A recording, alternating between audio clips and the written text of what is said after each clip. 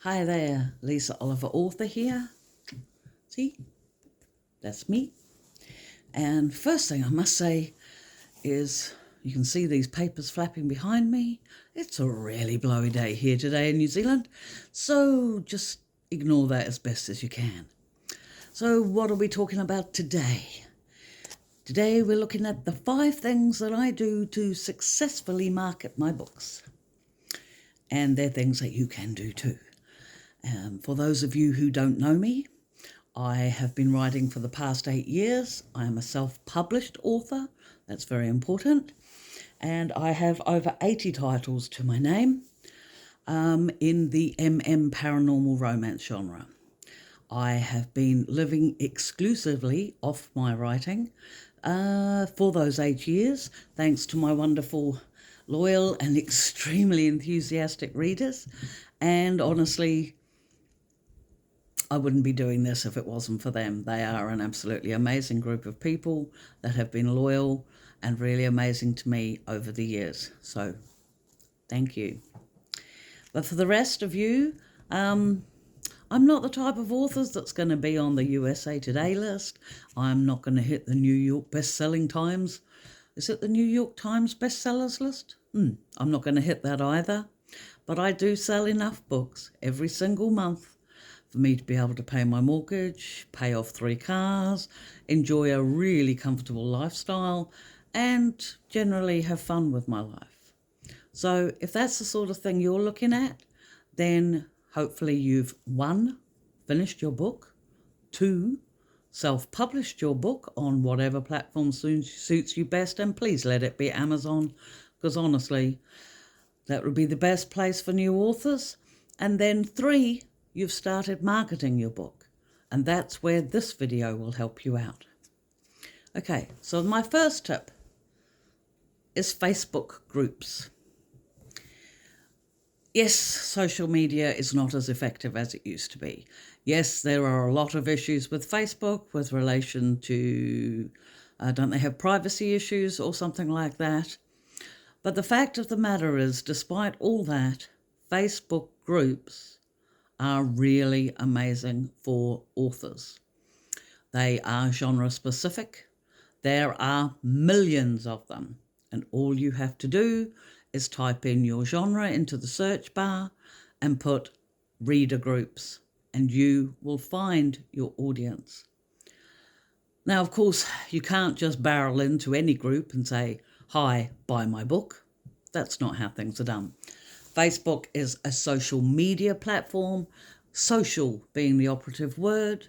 You need to interact, you need to offer advice of your own, you need to make friends and all this sort of thing, and that does take time. But what it does mean, when you're an active member of groups, that when you post up and say, "Oh, by the way, I had a new release myself, just yesterday, today," or "Yay, I'm happy dancing, my new book's out today," readers are going to pay attention because they're going to feel that they know you. So please don't underestimate the power of Facebook groups. Another thing that Facebook groups are really useful for is for takeover author events, where you can take over a particular time in a large group for half an hour and promote your works, offer giveaways and things like that. And make sure your own books are your giveaways, because heavens, you only need, if you've got an extensive backlist, you only need to give them to a couple of new readers. And if you've written a really good book, they're going to go back and look for more. So yeah, Facebook groups is the topic of an entire video by itself. But for now, please make sure that you've joined them. Make sure they're applicable to your genre, because that's really important. And then make sure you're active in them, not doing the whole just buy my book thing. The second tip that I would offer you in marketing is be accessible. I think I mentioned in my last video that I have something like almost an entire page of contact details at the back of every one of my books that says how you could get in touch with me. That is really important. You can have readers get in touch with you for any number of reasons, and make sure you reply when they do. but they might want to let you know about a mistake they've found in your book, which is so nice when they do that privately instead of publicly. They might just want to send you a message and say, hey, I really loved your book. There's a whole natter of reasons why they might be saying, well, hey, where's the next book? It doesn't matter why your readers want to get in touch with you. You have got to be accessible to them. And if you are, they remember that. So make sure in the back of every one of your books are links to your social media, are links to your newsletter, to your blog and everything else. Make sure they know how to get in touch with you, because the more they can get in touch with you and the more accessible you are, the more that they will remember you when they go looking for their next good read. Tip number 3, the next marketing tool that I think is really important, is your next book. I have mentioned a number of times, and I should probably do a video on that too, but I can't even say the word straight. Series books are really important, okay? Series books are a brilliant tool they're a brilliant marketing tool for authors. You create a cast of characters. You send them off on their adventures and do their things. You solve one storyline and you hint at another, and bam, you've got book 2 in the series, book 3 in the series, book 4, and so on. My Cloverleaf Pack series was only supposed to be 5 books. It turned out to be 15. I know some authors, and they have written over 50 books in a series. And the reason they keep writing them is because readers keep wanting them. And that's the best form of marketing you could have. So when you're thinking about your books, think about the next book and the next book and the next book as well. Don't just focus on the one book. Make sure you have some threads and some really awesome secondary characters in there who would make perfect main characters for the next book in that series. I've always said you're only as good as your last book, but one of the best marketing tools you can have is to be actively talking about the next book, because those are the things that readers look forward to. Tip number 4, nowhere near enough authors do this. But why aren't you asking for reviews? All it needs is in the back, or if any of you have read my books, you'll see it for yourself. At the back of my books, especially over the last 3 or 4 years, I've started leaving a note for my readers. You know, they come to an end of a story, and I've come to the end of that story too.